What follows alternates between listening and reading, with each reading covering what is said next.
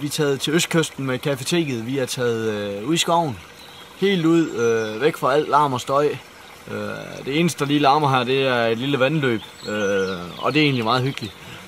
Men vi er taget i skoven for at finde ramsløg til Cafeteket. Det er noget, vi er ret tosset med at bruge. Det er meget populært, og det smager faktisk ret godt.